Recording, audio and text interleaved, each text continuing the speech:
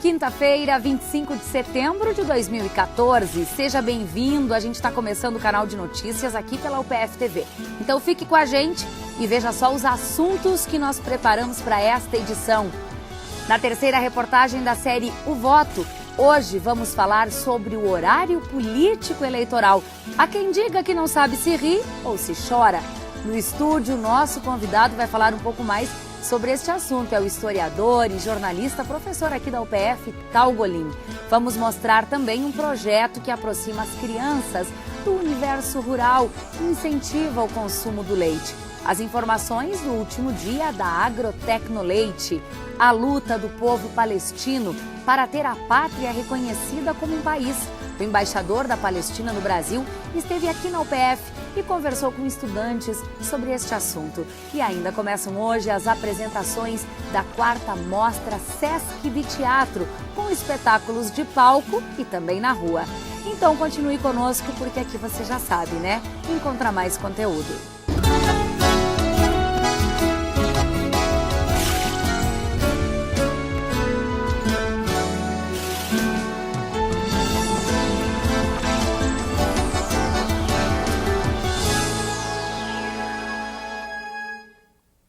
O horário eleitoral gratuito na televisão e no rádio é um recurso obrigatório garantido pela lei brasileira para que todos os candidatos possam ser vistos, ouvidos pelos eleitores. Porém, essa imposição traz as mais variadas opiniões. Há quem diga que não sabe se ri ou se chora diante do horário político. Veja agora mais uma reportagem da nossa série sobre política.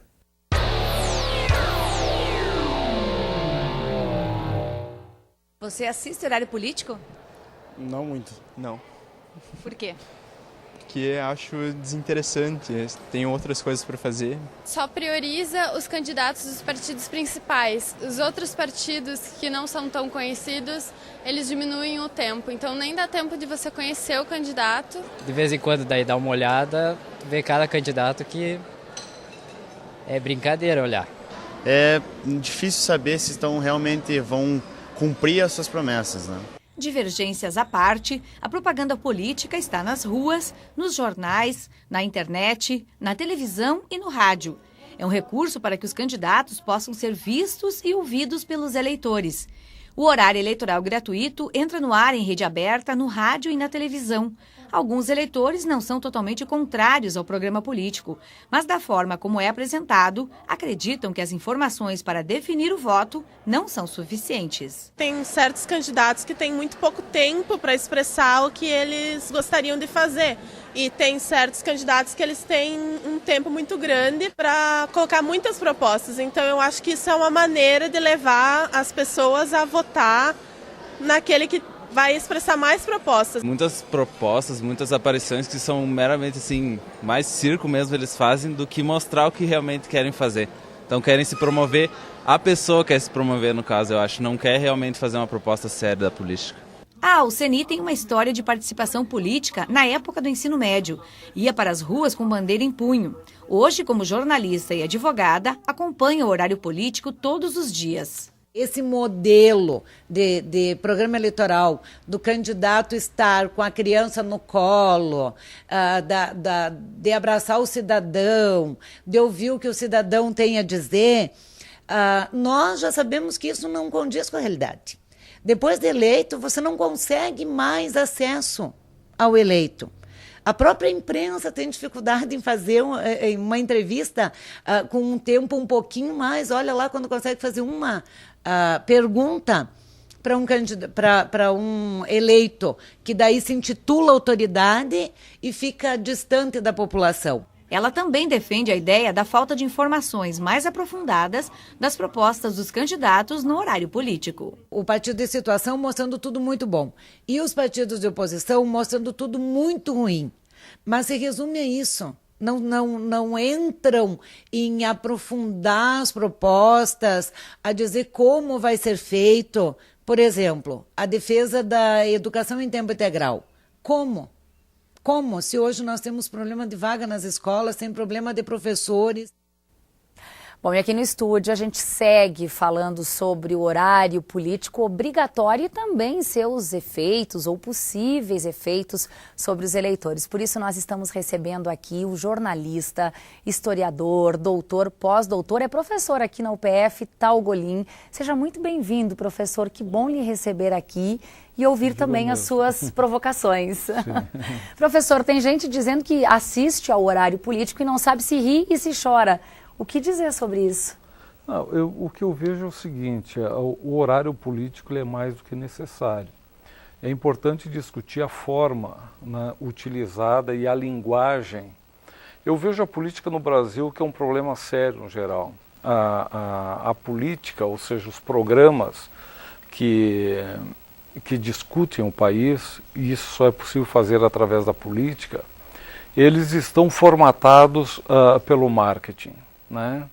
E o marketing é uma linguagem, digamos assim, se a gente for pensar nisso de uma forma de narrativa, né, de uma forma semiótica, digamos assim, o marketing tende a deixar tudo simplório e colocar as coisas numa representação vulgar. Né? Então, um dos malefícios não é tanto o espaço, mas sim o formato e a linguagem que foi escolhida para o formato. Se nós tivéssemos uma linguagem baseada na comunicação, por exemplo, na discussão de ideias, na exposição de plataformas políticas, nós não teríamos esse problema. Certamente é responsabilidade do marketing fazer com que aquele candidato pegue a criança no colo, como a eleitora falou agora há pouco. É que o marketing, na verdade, ele não discute ideias, né? Ele vende produtos. Então, ele transforma tudo em mercadoria. Né? Então, qual é a mercadoria mais simpática, mais aceitável? Então, para o marketing, um absorvente e um sabonete, um candidato é tudo a mesma coisa. É convencer, entende? Para o marketing é um produto e um público para consumir aquele produto. Ou seja, o público vai consumir votos. Né? Agora, a maioria dos eleitores não tem essa percepção que o senhor está nos trazendo. O que eu vejo que há uma necessidade de mudar o modelo e qualificar esses espaços, né? Discutir política, discutir as regiões, os municípios, o país. Né? E para fazer isso é necessário, em primeiro lugar, mudar a concepção, a linguagem. Né? E aí vai ter uma guerra muito grande dentro dos partidos, né, a posição dos partidos, para como fazer esse espaço. Mas, de uma forma geral, eu acho que tem uma concepção muito equivocada, né, porque esse horário eleitoral gratuito, ele solidifica uma autoridade, um autoritarismo, melhor dizendo, de maioria, ou seja, as representações de maioria se consagra o seu poder no controle do espaço político. Por isso tem mais tempo. Por isso tem mais tempo. Isso é um equívoco terrível, porque, ao contrário do que se pensa, a democracia não é a supremacia da maioria, mas sim o direito das minorias. Na democracia o que se assegura é o direito de minoria, né? Porque não é a consagração da autoridade da maioria. Então, todas as representações políticas que nós temos no Congresso, temos nas representações legislativas, etc., deveriam ter espaços iguais, porque veja o seguinte, no parlamento o espaço para um deputado falar é o mesmo. Né? Nos debates políticos ele é o mesmo. Por que só na campanha eleitoral, só no programa gratuito, esse tempo é diferente? Ou seja, então aí a gente vai ter as combinações mais espúrias possíveis, né, visando o tempo no horário gratuito. Né? Então isso é um desserviço para o país. A gente acompanhou em algumas falas aí, professor, na reportagem, eleitores descontentes com este horário eleitoral gratuito que ocupa um horário nobre na televisão e no rádio. Isso quer dizer que o efeito dele não é tão positivo quanto se gostaria? Isso é o mais grave, né? Isso é o mais grave, porque a massa, o grande público, começa a formar um conceito, que na verdade é um preconceito, que o horário gratuito é a política, né? E ele não é a política é outra coisa, a política ocorre de uma forma diferente.